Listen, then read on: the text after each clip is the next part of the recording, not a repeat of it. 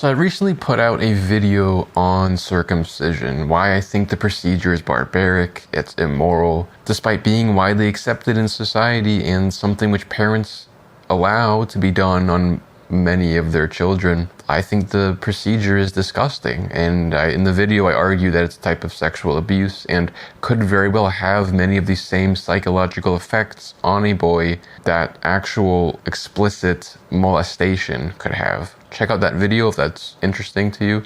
But I wanted to sit down here and do a bit of a part 2 to that video, which is mostly to cover what do you do when you have parents who allowed you to be circumcised. How do you confront this? I made a few Reddit posts to promote that last video I made, and on a few of the different subreddits I had some comments from people, many of them supportive of my position, and from some of the people who were supportive of my position against circumcision, they were asking the question, how do kids who were circumcised, how do you not resent your parents? How do you get over that? How do you accept the fact that your parents just allowed you to be operated on, that they allowed your genital mutilation without lifting a finger to stop it? They handed you to the doctor and let him have his way with you. How do you not resent your parents for that? How do you get over that? And the simple answer is you don't. You don't get over it. And you do resent them for it. And frankly, in my position, and I'll preface this by saying this is very easy for me to say because I'm already in a position where I've separated from my parents, my abusive parents. I don't speak with them. They're not in my life. I tried to ask for apology for many different things and they would not apologize, so I separated. One of the things for which they would not apologize was my circumcision and my brother's circumcision. For circumcising, they had 3 boys, which meant 3 circumcisions. They circumcised every single one of us. And it was not something they were willing to budge on. They would not apologize. They would not admit fault for allowing us to be circumcised, which I found to be horrendous and horrible. And what else does that tell me other than my parents don't love me? If they are not willing to admit that it was wrong to allow my genital mutilation at birth without my consent, they made my first moments horrific and violent. And I can only speculate what kind of effects it had on my brain, on the brain structure. What did this do to me long term? There is studies on this. There is evidence. There have been people who have looked into it very thoroughly. I've avoided much of the research personally because it's something I don't know if I can fully handle the truth of. It'd be devastating for me to look too closely.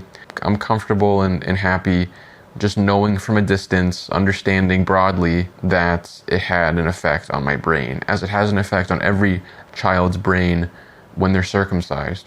But kids should be resentful of their parents when they allow this to happen to them. You shouldn't hold back these emotions. You deserve to be angry about this, and you deserve an apology. You should confront your parents about your circumcision. Why did you do this to me? Because it's very easy to sit here and blame the doctor all day long, to get up in arms and angry about, oh, the doctors are horrible, and the doctors who perform this should have their license revoked, they should be put in jail forever. Not to say I disagree with that. I mean, I don't know what good prisons are if it's not filled with people like that, if it's not filled with doctors who perform genital mutilation. But at the end of the day, though, the doctor was the one to literally perform the act on you. It was up to your parents. It was at their go-ahead. It was their say whether or not you were circumcised. My mother very callously regaled the first couple days that she had peace and quiet after I was born. The few moments after I was born, she handed me over to the nurses and the doctors and let me get taken away while she laid there in bed and had a few days of what she referred to as a hotel experience, where the nurses pampered her, brought her breakfast food, pancakes, she watched TV. She had a few days of rest and relaxation because she was so tired from being pregnant for 9 months with me that she needed a few days without me. She gave birth to me and decided, okay, I need a minute without you. Here, doctor, take my baby, take him away. I guess that was that big of a burden. I guess I was just that undesirable. I was that big of a problem for her in her life that she needed to hand me off to a stranger the few moments after I was born. Within my first few seconds of life, I had to be handed off to a complete and utter stranger. And understand, it's a horrible type of neglect and abandonment and abuse when parents hand off their children to strangers. It would already be bad enough that my mother was willingly handing me off to someone she didn't know, to a strange man who was not part of her life, not related to her, had no relation to me. It'd be bad enough that my mother handed me off to a random stranger literally immediately following my birth.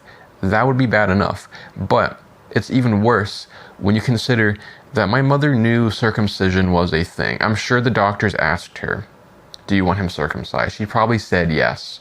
I think most doctors do ask the parents' permission. Now, there are cases where they won't ask. And even in that instance, it's up to the parent to not hand your kid to a stranger, not knowing what the stranger is going to do to your child. It's a greatly irresponsible action for a parent to do that. It's abusive and neglectful. You are just straight up abandoning your child to a stranger. And I don't care how many licenses and degrees and certifications this stranger has as a doctor. I don't care if he finished his doctor's school. He's a stranger. He had no relation to me, no relation to my mother, no relation to my father. This doctor was someone unknown. And my mother handed me off to him immediately after I was born, which was just the first abuse my mother ever inflicted on me, was this horrible abandonment, shoving me off onto someone else who went on to generally mutilate me, to abuse me, to circumcise me. And God knows what else was done to me. I can't know. It's common knowledge that babies are circumcised, and there's scars, there's bodily proof of this. I can look at myself in my most vulnerable place and see a scar. I can see I was circumcised, but God knows what else was done to me. Perhaps there were other things done to me which are not medically recorded, which are not official, which are not put down on paper, which there is no scar to show or prove. Maybe they injected me with other things, I'm not becoming a conspiracy theorist here. I'm just saying, for all I know, for all my mother knew, they were doing far more to me than just circumcising me. And circumcising, believe me, was bad enough, but perhaps there was more being done to me, even. And it's such an evil, disgusting thing to do, to have a child and hand it off to a stranger immediately after the kid is born, because there's no telling what they're doing to your son. Circumcising in the first place is horrible. You should already say no. The parent should already say no to that, because the baby cannot consent to circumcision. It is immoral. It is abuse. It is sexual abuse. It is assault. It is mutilation. But who knows what else doctors could be doing to babies. And after they're done doing circumcision and whatever else, the baby, in some cases, I believe the baby just gets put in a dark room alone. There are rooms full of newborns in cribs, set out in a grid-like array, big old office of cribs, and just babies laying there alone, newly born, not in the arms of their mother, not in the warm, loving embrace of their mother, but in a dark room, alone in a crib. I frankly have no idea where I was put after I was circumcised. I don't know where I spent my first 10 minutes, 20 minutes, 2 hours, 5 hours as a newborn. I don't know where I spent my first few days as a newborn after my circumcision. I may very well have just been left in a dark room in a crib alone, looking up at the ceiling, wondering, where is my mother? Where are my parents? Where's the warm embrace of the people who are supposed to protect me? I can only imagine how neglected and abandoned I felt and how scared I was. And in this rite, handing me off to be circumcised and isolated after the fact, it was the first major crime my mother committed. It was the first major instance of neglect and abandonment that she inflicted upon me, which became a trend and a theme throughout my childhood, to be neglected, to be abandoned. This was a constant in my life, and it began here with my circumcision. And so all this is to say that yes, it was abusive for my mother to hand me off to a doctor and to let him circumcise me. That was abusive. It was neglect, abandonment, and it was willingly handing me over to be mutilated. to have violence inflicted upon me, because circumcision is violence. Let's not get it twisted. It is violence inflicted upon a child, and it's violence which is allowed by the child's parents. And so, yes, get angry at your parents for this. It is their fault. And if they're not willing to apologize for that, then I'm sorry, but your parents don't love you. And that's the realization I came to. And I don't mean to make it sound easy to admit that to yourself when your parents don't love you, because it's not. It's really not. I come to you today in front of this camera after a full year of having to grieve that reality and trying to internalize it and swallow that pill. It's not easy. But for the sake of self-respect and just dignity, your self-dignity, you should, if you were circumcised, you should confront your parents about it. Ask them, why did you allow this to happen to me? Why did you hand me over to a stranger in my first few moments of life? How could you live with yourself? How could you do this to me? You do owe it to yourself to ask your parents this, to get some kind of answer. Now, my parents did not give me a real answer.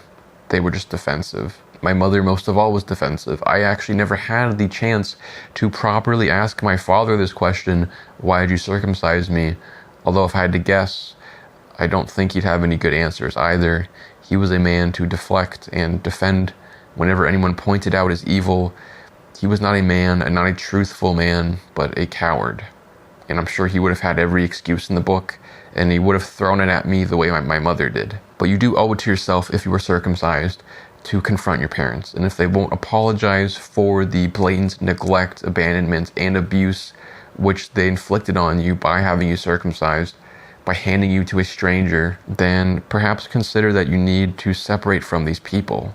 That to be in their presence is to be amongst people who don't love you, people who directly disrespect you and abuse you, who in your first moments of life on this earth, after your first couple breaths, rather than hold you dear, hold you close, hold you in their warm embrace, they gave you to the cold, sterile hands of a doctor who took a sharp tool and circumcised you. I don't know what kind of loving parent does that. And I certainly don't know what kind of loving parent does that and then refuses to apologize for it when the child asks for apology. And so, yes, you do have every reason to be resentful to your parents about this. And at the end of the day, though the doctor is the one who performs the operation, it's your parents who allow it to be done in the first place. And so circumcision is a great abuse, a great child abuse committed by doctors, but most of all by parents. By handing their children over to the doctors, they facilitate the genital mutilation and the abuse. And so ask your parents about it. If they won't apologize, then maybe it's time to separate from them.